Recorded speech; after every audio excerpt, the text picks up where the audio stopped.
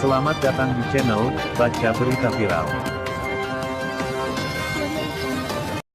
Anies Imin daftar ke KPU, bersihkan rezim yang tidak pro-rakyat.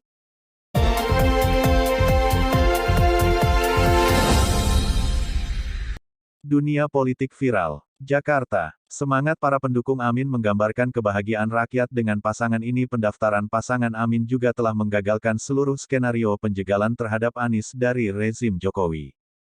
Keberhasilan pendaftaran pasangan Amin ke KPU tidak terlepas dari pertolongan Allah dan perjuangan partai-partai koalisi perubahan Nasdem, PKS, dan PKB, yang selalu konsisten dan bersabar menghadapi gempuran bertubi-tubi dari rezim Jokowi.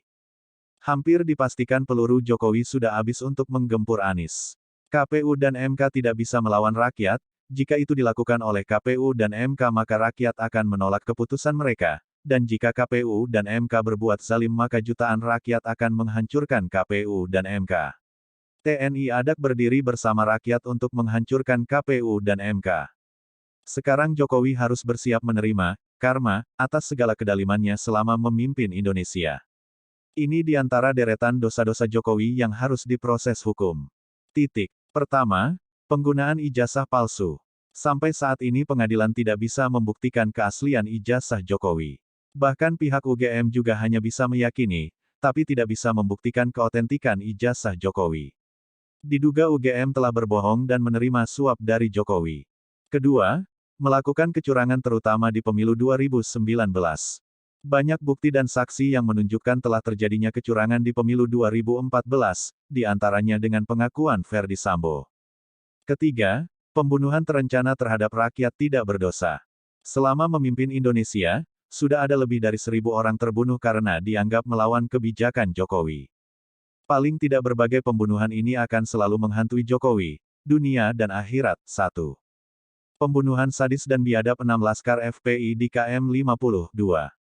Pembunuhan 9 orang tak berdosa ketika terjadi demo ke KPU tanggal 21 sampai 22 Mei tahun 2019. 3. Pembunuhan 894 petugas KPPS tanpa dilakukan autopsi ketika Kapolrinya Tito Karnavian. 4.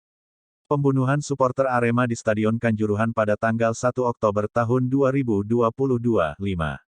Terbunuhnya para ulama dan ustadz yang diduga ada unsur kesengajaan, Tengku Zulkarnaen, Syekh Al-Jabar, Us. Maher et-Tuwailibi, Del. Keempat, disahkannya berbagai undang-undang yang pro-oligarki Taipan dan mengorbankan rakyat sendiri. Selama rezim Jokowi semua produk undang-undang dibuat demi memenuhi pesanan oligarki Taipan dengan mengorbankan rakyat sendiri. UU Minerba, UU Kesehatan, UU COVID-19, UU Cipta Kerja, KUHP, Del. Demikian juga terbitnya berbagai perpu dan perpres. Kelima, membangun dan membiarkan merajalelanya korupsi tanpa penanganan serius. Di era Jokowi terjadi korupsi secara ugal-ugalan dan jadi budaya. Bahkan setiap kritikan rakyat dibungkam dengan suap. Sepertinya korupsi di era Jokowi telah merasuk ke semua lini, semua pejabat, dan semua petinggi negara, dari presiden, anak presiden, menteri, pejabat lingkar istana, anggota lembaga legislatif DPR MPR, yudikatif MA, MK, KPK, kejaksaan, dan para pejabat eselon 1 sampai 4, Del. Indeks Persepsi Korupsi (IPW) di Indonesia nilainya 34 menempati urutan 110 dari 180 negara. Keenam, Jokowi telah menjual negara ke pihak penjajah China. Ketergantungan rezim Jokowi kepada China menyebabkan China dengan leluasanya mengobok-obok Indonesia. Hutang ke China yang tidak terkendali mencapai 7.800 triliun, menjadikan Indonesia tersandera oleh China. China akhirnya mengendalikan kekuasaan, merubah undang-undang demi kepentingan mereka, mengeruk harta kekayaan alam tanpa batas, menguasai sebagian teritorial Indonesia, membangun pulau-pulau reklamasi, memonopoli berbagai sektor usaha, membangun kartel-kartel bisnis, menyuburkan mafia, mengirimkan TKA China dalam jumlah besar, sampai minta jaminan APBN untuk bayar hutang. Rezim Jokowi adalah rezim yang sangat bodoh. Ketujuh, Jokowi telah merusak tatanan hukum di Indonesia, tidak lagi berpihak kepada keadilan dan kaum lemah, tapi telah menjadikannya alat penguasa dan kekuasaan. Selama era Jokowi hukum telah disalahgunakan dan dipermainkan mengikuti kehendak penguasa untuk menggebuk dan menzalimi lawan politiknya, tapi mati kutu terhadap para pendukung rezim. Kedelapan, Jokowi telah menjadikan semua lembaga negara impoten dalam menegakkan kebenaran, kejujuran dan keadilan. Semua lembaga negara menjadi mandul tidak punya power untuk menegakkan keadilan, kebenaran dan kejujuran.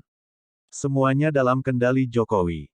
Kesembilan, Jokowi telah menzalimi para ulama dan umat Islam yang lurus.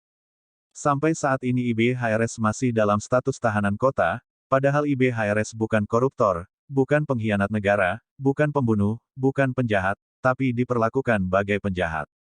Sementara orang-orang yang dekat dengan istana walaupun mereka koruptor, pengkhianat negara, pembunuh, dan penjahat, mereka aman-aman saja.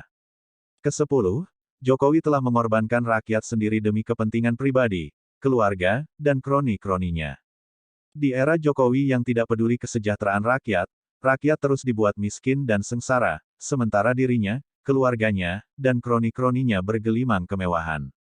Di era Jokowi BBM telah naik 16 kali, harga barang-barang melambung tinggi, sementara penghasilan relatif tetap, mencari kerja juga sangat sulit. Rakyat disuruh makan singkong sementara para pejabatnya bergelimang kemewahan. Kesebelas, Jokowi telah menjadikan TNI sangat lemah dan tidak lagi berpihak kepada rakyat. Padahal, dalam sejarahnya TNI adalah anak kandung rakyat, TNI dan rakyat ibarat ikan dan air. Tapi di era Jokowi, TNI menghajar rakyatnya sendiri.